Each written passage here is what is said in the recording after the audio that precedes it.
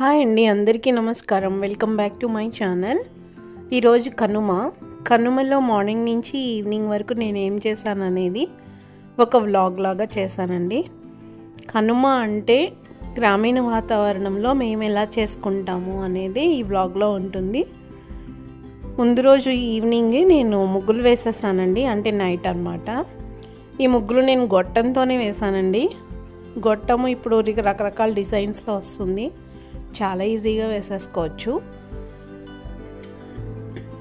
And మనం plan చేసుకుంటే ఒక 10 or 15 minutesలో మొత్తం ముగ్గు అయిపోతుందండి. అండ్ ఇది పెద్ద వాకిలి కాబట్టి కొంచెం టైం పడుతుంది. అండ్ నాకైతే నేను నైట్ అయినా ఎప్పుడైనా ఏ పని చేసుకుంటున్నా భయం ఉండదండి, ఎందుకంటే సిండి నాతోనే ఉంటుంది కాబట్టి. తర్వాత రోజు మార్నింగ్ లెగిసి రోలు పూజ చేసేసి గౌరీదేవికి, తర్వాత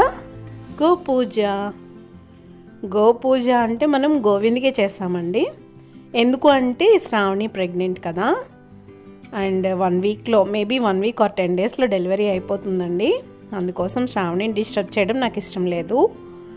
కానీ గోవిందుకు మాత్రం ఏమేమి చేయాలో అవన్నీ చేసేద్దాం. గోవింద్ మనం చెప్పిన మాట కూడా వింటాడు కాబట్టి. సో మంచి ఫుడ్ పెట్టేసి, పసుపు కుంకుమ రాసేసి, తోక పై భాగ పృష్ఠ భాగానికి, గోపురానికి అన్నిటికి రాసేద్దాము. శ్రావణికి అయితే ఇప్పుడు ప్రెగ్నెంట్ అని కాదు కానీ మామూలుగా కూడా గోపూజ చేయించుకోదండి. మరి ఒంగోలు బ్రీడే అంతేమో నాకు తెలియదు, కానీ పసుపు కుంకుమ అవేమీ రాయించుకోదన్నమాట. అండ్ ఒక ముఖ్యమైన విషయం ఏంటంటే, ఇలా మక్కురుగా అంటే కొంచెం మాట వినని వాటికి ముక్కుతాడు వేసేస్తారంట. అంటే ముక్కులో నుంచి ఒక పెద్ద సూది లాంటి దాంతో దారం చేస్తారంట. నాకు అది ఇష్టం లేదండి ముక్కుతాడు వేయించడం, అందుకే శ్రావణికి వేయించలేదు, గోవిందుకు కూడా వేయించలేదన్నమాట. అండ్ అందుకని శ్రావణి మన మాట వినదు. పసుపు కుంకుమ అలాంటివి ఏమీ కూడా పెట్టించుకోదన్నమాట. తనకి ఇష్టమైన ప్యాంపరింగ్ మాత్రం చేయించుకుంటుంది. గంగడోలు నిమ్మరటం కానీ, వెనకాల తోక పృష్ఠ భాగాన్ని నిమ్మరడం అలాంటివి చేయించుకుంటుందండి. అవి రోజు చేస్తూనే ఉంటాను. గోవిందనామాలు చేస్తూ అన్నట్లు చెప్పడం మర్చిపోయాను. కనుమ అంటే స్పెషల్గా నేనేమి చేయనండి, రోజు చేసేదే. కనుమ రోజునే స్పెషల్గా చేసి మిగిలిన రోజులు కేర్ తీసుకోకుండా అలా ఉండనండి, రోజు అదే కేర్ తీసుకుంటాను. కాకపోతే ఈరోజు పసుపు కుంకుమ బొట్లు పెట్టి కొంచెం హారతి ఇచ్చి దిష్టి తీసేద్దామని అనుకున్నాను అనమాట. అలాగే చక్కగా గోవింద్ అన్నీ రాయించేసుకున్నాడండి, హారతి కూడా ఇచ్చేసాను. అండ్ గోవింద్కి చాలా దిష్టి తగులుతుందండి, ఎందుకంటే పొట్టి గోవిందు క్యూట్గా ఉంటాడు కదా, అందుకోసం అని చెప్పేసి. శ్రావణి కూడా ప్రెగ్నెంట్ కదా, అందుకోసం అని చెప్పేసి ఫస్ట్ దిష్టి తీసేద్దాము హారతి రూపేణా అనుకున్నాను. ఈ 2 మాత్రం చేశానండి. ఫుడ్ అదంతా కూడా రోజు ఎలా పెడతానో ఇంచుమించు అలాగే పెట్టానన్నమాట. అండ్ ఇంకా శ్రావణికి ఈరోజు ఉలువలు అవన్నీ పెడదాం అనుకున్నాను, కానీ వద్దు అనుకుంటున్నా. ఎందుకంటే డెలివరీ టైం ఇంకా దగ్గరికి వచ్చేసింది కదా, తనని ఇబ్బంది పెట్టడం ఇష్టం లేదు. కాకపోతే బెల్లము, కొంచెం అటుకులు అలాంటివన్నీ కొంచెం పెట్టానండి. అండ్ గోవింద్కి అయితే ఫుల్గా పెట్టేసాము. ఇంకా ఇలా హారతి ఇచ్చేసిన తర్వాత గోవిందు శ్రావణి బయటకు వెళ్తారు కదా గ్రాజింగ్కి, అలాగా తీసుకెళ్ళామన్నమాట. గోవింద్కి అయితే మీకు తెలుసు కదా, వెళ్తాడు కానీ మళ్ళీ తిరిగి వచ్చేస్తాడు అన్నమాట. సరేనండి. అండ్ మీరు కనుమ ఎలా సెలబ్రేట్ చేసుకున్నారు? అట్లీస్ట్ దగ్గరలో ఉన్న సిటీస్లో ఉన్నవారు దగ్గరలో ఉన్న గోశాలకి గ్రేజింగ్ చేస్తే మంచిదేమో, కొంచెం గడ్డి అలాంటివి ఇస్తే మంచిదేమో. అండ్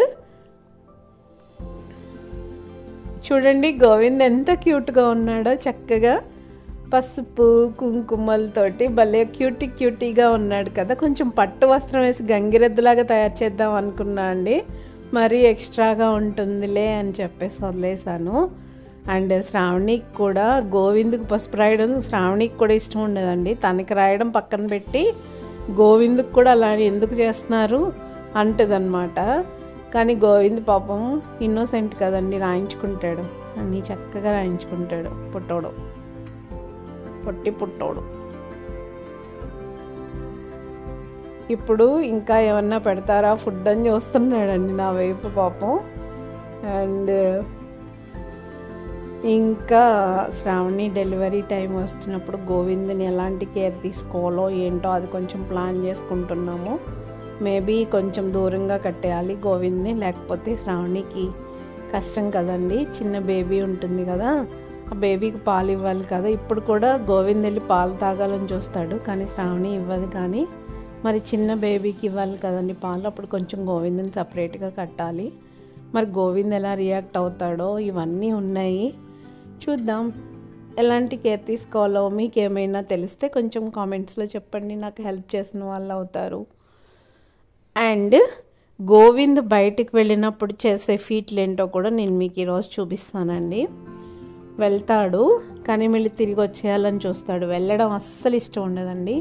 స్కూల్లో జాయిన్ చేసిన పిల్లలకి వెళ్ళడం ఇష్టం ఉండదు, అట్లా అన్నమాట. కాకపోతే వాళ్ళ మమ్మీ వెళ్తుంది కదా, శ్రావణి వెళ్తుంది కదా, శ్రావణి కూడా వెళ్ళిపోతాడండి.